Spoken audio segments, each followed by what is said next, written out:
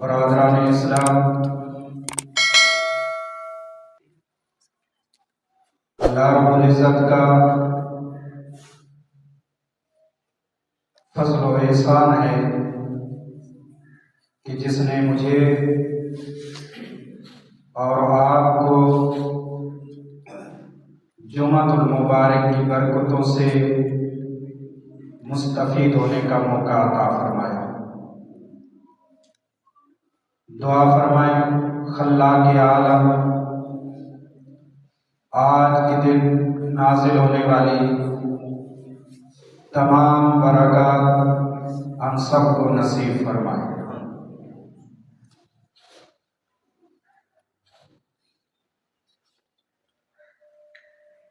قرآن مجید فرقان حمید کے جن الفاظوں کو میں نے عنوان گفتگو بنایا، خلاق عالم، ان کے اندر ایک شوہر مرد کا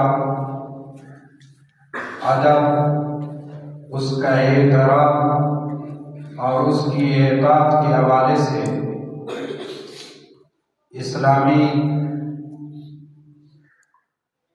بہنوں کو حکم فرما رہا ہے۔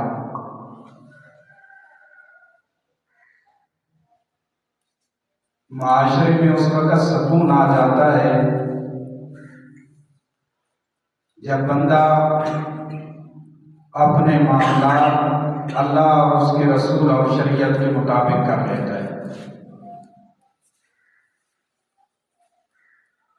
جب بندہ شریعت سے بغاوت کرتا ہے، جو اس کے من کو پسند نہیں، وہ اللہ کا حکم ہو، اللہ کے رسول کا حکم ہو، شریعت کا حکم ہو، تو وہ اسے اگر پس پشت ڈال دیتا ہے تو پھر معاشرے میں بگاڑ پیدا ہوتا ہے،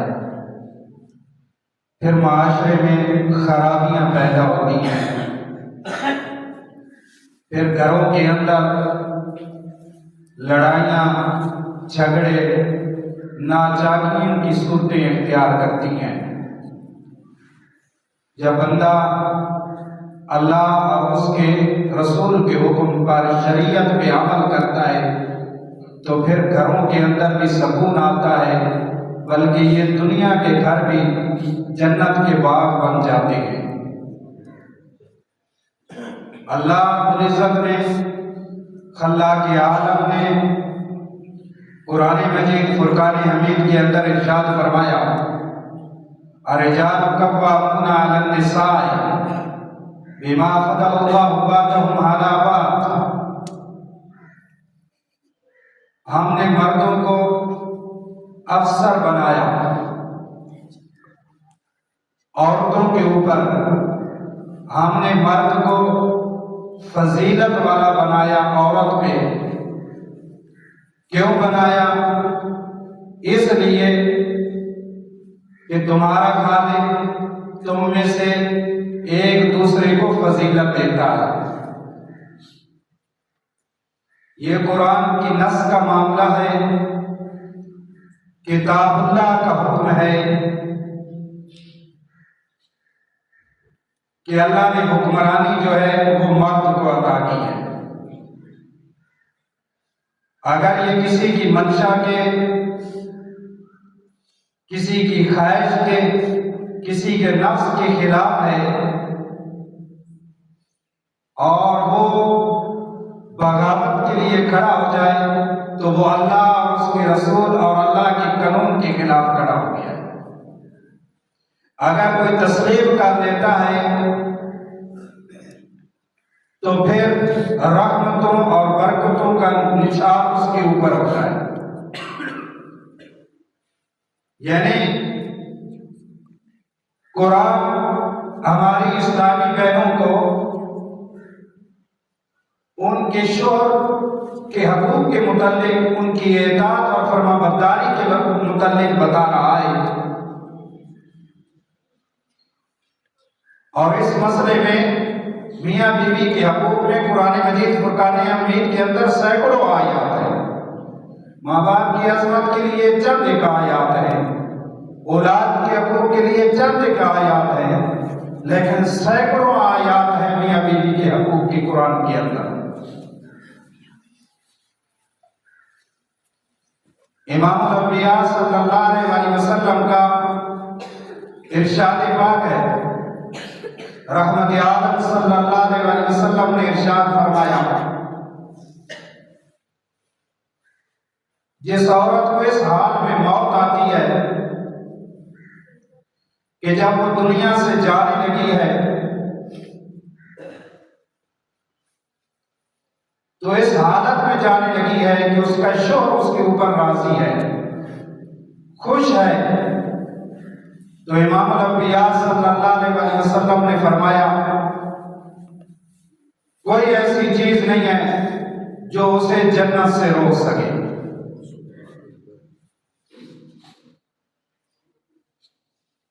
اور رحمت عالم صلی اللہ علیہ وسلم نے ساتھ یہ بھی فرمایا، جو بندہ میاں بیوی میں ناچاکی ڈالتا ہے، خواہ اس بیوی کے والدین کیوں نہ ہوں،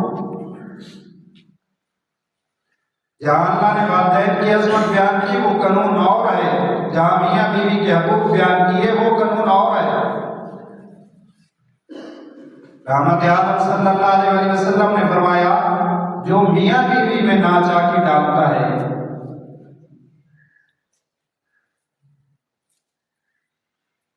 خواہ اس بیوی کے والدین ہوں یا اس کے بہن بھائی ہوں یا کوئی بھی ہو، زید ہو یا بکر ہو، رحمت عالم صلی اللہ علیہ وسلم نے فرمایا اطاعت گزار بیوی جنت جائے گی، اور جس نے میاں بیوی کے اندر ناچاکی ڈالی، رحمت عالم صلی اللہ علیہ وسلم نے فرمایا وہ شخص جنت کی خوشبو بھی نہیں سونگھ پائے گا۔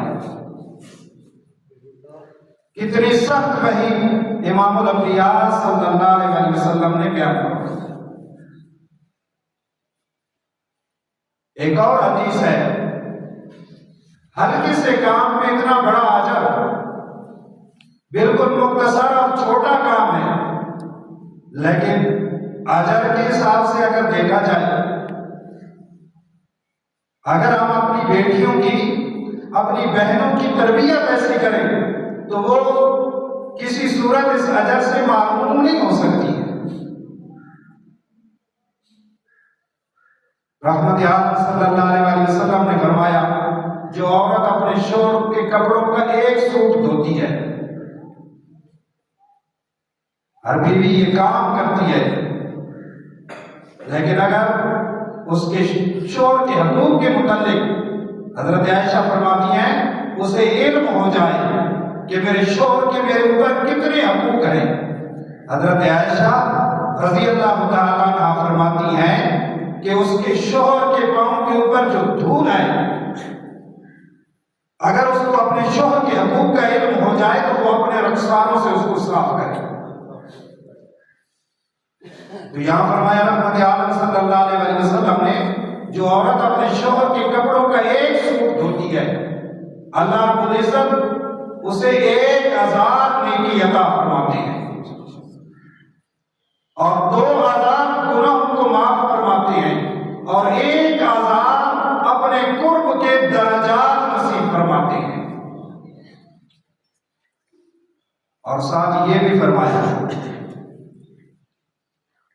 رحمت عالم صلی اللہ علیہ وسلم نے یہ تلقین ایک صحابی نے مدینہ میں اپنی بیوی کو کی، اور اس میں رحمت عالم صلی اللہ علیہ وسلم نے فرمایا گھر سے جاتے وقت وہ اپنی بیوی کو کہہ گیا کہ میری اجازت کے بغیر تو گھر بھی چھوڑ سکتی ہے، گھر سے نہیں جا سکتی ہے۔ تو امام الانبیاء صلی اللہ علیہ وسلم نے فرمایا کوئی بھی بیوی اگر شوہر کی اجازت کے بغیر اپنے گھر سے نکلتی ہے تو کل قیامت کے دن اس کے پاؤں کو اس کے گلے کے ساتھ باندھ دیا جائے گا۔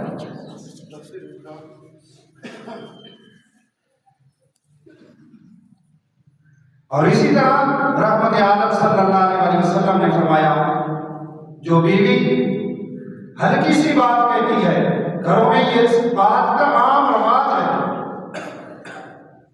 کوئی گھر پرسکون زندگی گزار رہا ہے تو اس میں بھی یہ رواج پایا جاتا ہے۔ کس وجہ سے پایا جاتا ہے کہ دین کی طرف ہماری ترغیب نہیں کی گئی ہے۔ ہمیں اسلام کے مطابق ایسے حقوق بتائے نہیں گئے ہیں۔ رحمت عالم صلی اللہ علیہ وسلم نے فرمایا، جس عورت نے اپنے شوہر کو صرف فقط ایک مرتبہ یہ الفاظ کہے کہ میں جب سے آئی ہوں تیرے گھر میں نے بھلائی نہیں دیکھی، صرف ایک مرتبہ جس عورت نے یہ الفاظ دہرائے، رحمت عالم صلی اللہ علیہ وسلم فرماتے ہیں اللہ اس کی 70 سال کے اعمال کو برباد کر دے گا۔ اللہ اس کے 70 سال کے اعمال کو ضائع کر دے گا، جس نے فقط ایک مرتبہ یہ اپنے شوہر کو کہا کہ جب سے میں تیرے گھر میں آئی ہوں میں نے کوئی بھلائی نہیں دیکھی ہے۔ نہ جانے ہم لوگ یہ باتیں کیسے دہراتے رہتے ہیں۔ جو نیکیوں کا سرمایہ مشکل سے اکٹھا کیا جاتا ہے، سوال کی گھر سے ایک جملے میں زندگی بھر کا سرمایہ ہم برباد کر دیتے ہیں۔ رحمت عالم صلی اللہ علیہ وسلم نے فرمایا، جو عورت اپنے شوہر کو جواب دیتی ہے، اس کے سامنے کھڑی ہو جاتی ہے کسی بات کے لیے، کل قیامت کے دن اللہ اس کی زبان کو 70 گز لمبا کر دے گا اور اس کی گردن کے ساتھ اس کو بند دے گا۔ وہ چیخے گی، پکارے گی، میرے مالک یہ کس گناہ کی سزا ہے؟ کون سا میں نے جرم کیا ہے؟ نمازیں بھی پڑھی ہیں، روزے بھی رکھے ہیں، قرآن کی تلاوتیں بھی کی ہیں، میں نے صدقات و خیرات بھی کیا ہے، ہر بھلائی کے کام کرنے کی کوشش کی ہے، مالک یہ تکلیف دے عذاب کس عمل کی وجہ سے ہے؟ تو رب فرمائے گا، جب تو اپنے شوہر کے مد مقابل کھڑی ہو جاتی تھی۔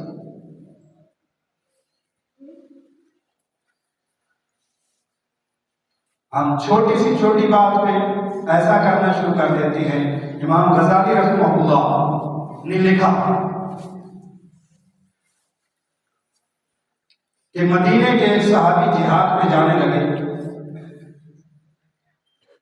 تو انہوں نے اپنی بیوی کو بلایا، انہوں نے کہا میں جہاد میں جا رہا ہوں اور جب تک میں جہاد سے واپس نہیں آتا، یہ امام غزالی رحمہ اللہ نے کہا، جب تک میں جہاد سے واپس نہیں آ جاتا ہوں تو اپنا گھر چھوڑ کر نہیں جا سکتی ہے کہیں۔ یعنی یہ پابندی عائد ہو گئی ہے کہ جب تک میں گھر واپس پلٹ کے نہ آؤں، میری اجازت کے بغیر تجھے اپنے گھر سے جانے کی اجازت نہیں ہے۔ جس محلے میں وہ عورت رہتی تھی وہیں اسی محلے میں 2-4 گلیاں چھوڑ کر اس کے والدین رہتے تھے، اور اس کے والد بیمار ہو گئے۔ اس کو پیغام آیا کہ تیرا والد بیمار ہو گیا ہے، بیمار پرسی کے لیے، خدمت کے لیے والدین کے گھر آ جائیں، اپنے والد کے پاس آ جائیں، وہ آپ کو طلب کر رہا ہے۔ اس عورت نے امام الانبیاء صلی اللہ علیہ وسلم کی طرف پیغام بھیجا، یا رسول اللہ میرا والد بیمار ہو گیا، اور جتنی محبت بیٹی کو باپ سے ہوتی ہے اس کی کوئی مثال نہیں بیان کر سکتا، یہ کسی ترازو پہ نہیں تولی جا سکتی ہے کہ بیٹی باپ کی کتنی بڑی ہمدرد ہوتی ہے اور اپنے باپ سے کتنی محبت کرنے والی ہوتی ہے۔ اس کا سب کچھ بھی چلا جائے لیکن وہ باپ کا دامن نہیں چھوڑنا چاہتی ہے، اور اللہ نے بیٹی کو یہ صلاحیت دی ہے کہ جب وہ باپ کے سینے پہ آتی ہے تو اللہ اس کی تمام پریشانیوں کو دور فرما دے گا۔ اب طلب کیا اللہ کے نبی نے اس عورت کو، یہ کیا حکم ہے؟ یا رسول اللہ میرا والد بیمار ہے،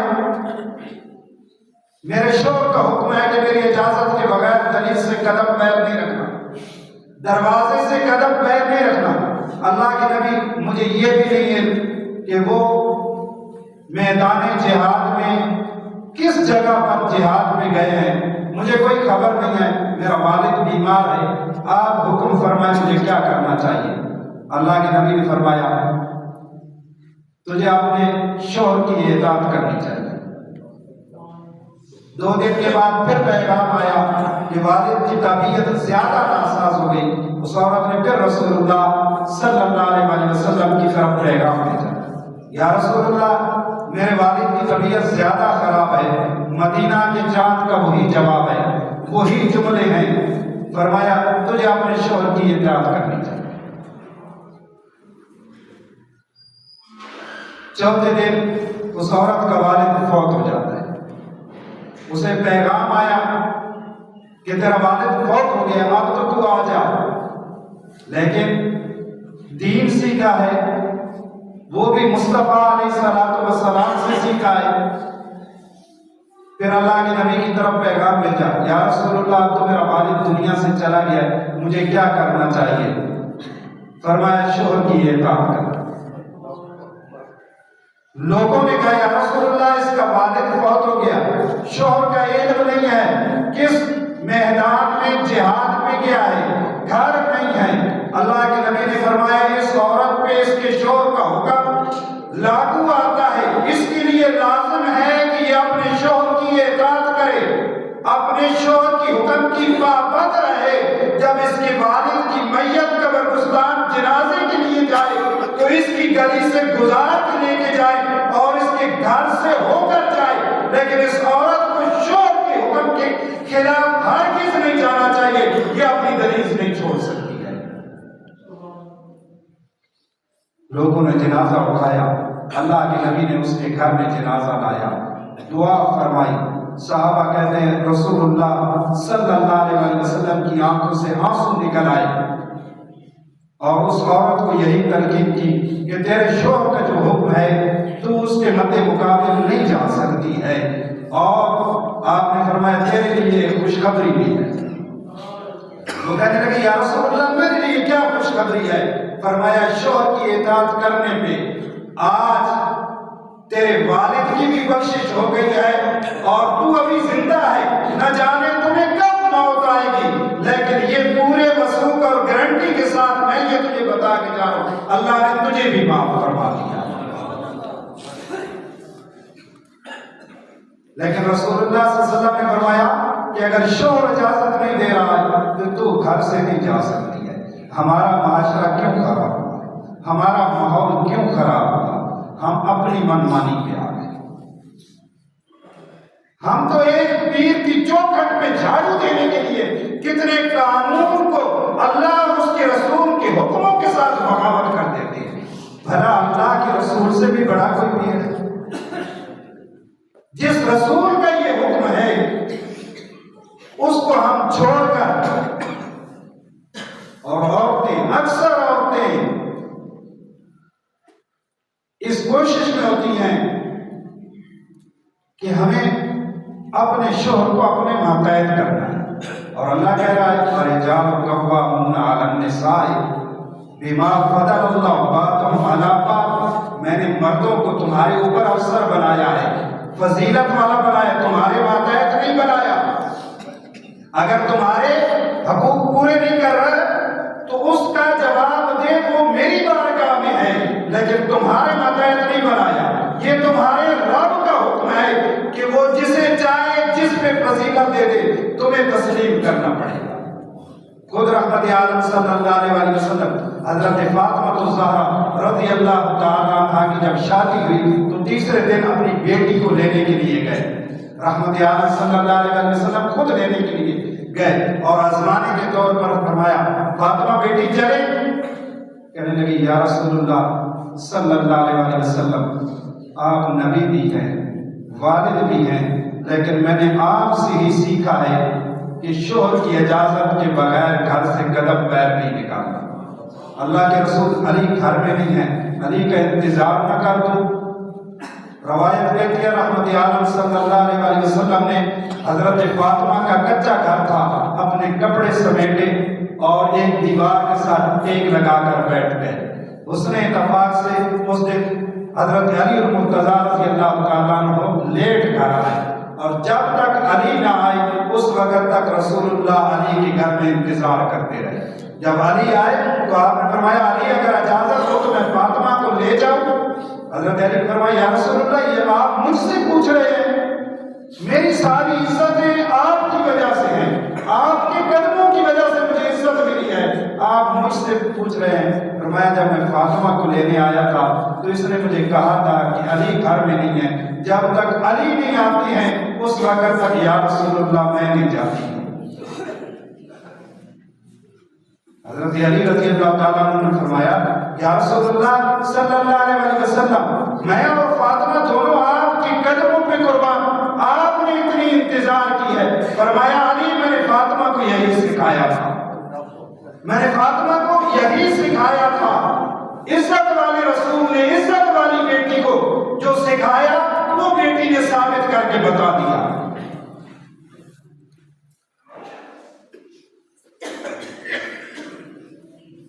हज़रत अली रज़ी अल्लाह ताला अन्हु फरमाने लगे, या रसूलुल्लाह मेरे लिए दुआ फरमाएं कि अल्लाह फातिमा के इन अमाल की वजह से मुझे बरोज़े क़यामत आखिरत के दिन भी इनका अजर अता फरमाए। घरों में सुकून तब आता है, जिंदगियों में सुकून तब आता है, माशरा खुशगवार तब होता है जब बंदा अपने आप को अल्लाह और उसके रसूल के मातहत कर लेता है। जब बंदा अल्लाह और उसके रसूल के हुक्म के मद्दे मुकाबिल जाता है, मुखालफत करता है, ना उसकी जिंदगी में सुकून आ सकता है, ना उसके घर में सुकून आ सकता है, ना उसके मुआशरे में सुकून आ सकता है। अगर तुम चाहते हो कि हमारी जिंदगियों में, हमारे मुआशरे में, हमारे घरों में सुकून हो, रहमत की बारिशें बरसें, तो फिर अल्लाह और उसके रसूल के हुक्मों को अपना लो। दुनिया में भी अल्लाह का फजल होता रहेगा और आखिरत में भी अल्लाह के फजल के जरिए हमें जन्नत नसीब हो जाएगी। अगर हम दुनिया में अल्लाह और उसके रसूल के हुक्म के मद्दे मुकाबिल जाएंगे तो ये 30 साल, 50 साल, 60, 70, 80 साल जिंदगी गुजर हो जाएगी, लेकिन बेकार गुजरेगी, किसी काम की नहीं गुजरेगी। अल्लाह ताला मुझे